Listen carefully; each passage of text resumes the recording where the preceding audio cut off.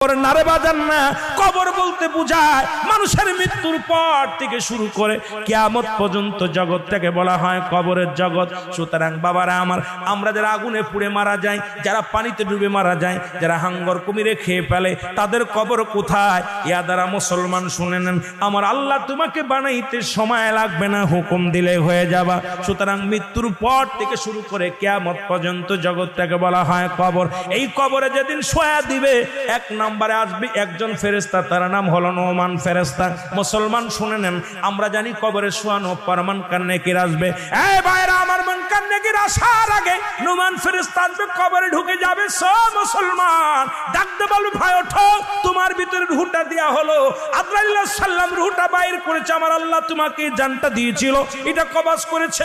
এখন আমি তোমার দুজন কেরামন কাতিবিন, দুপাশে দুজন ফেরেশতা ছিল, তারা তোমার আমলনামাটা লিখে রাখছে, ভালো মন্দ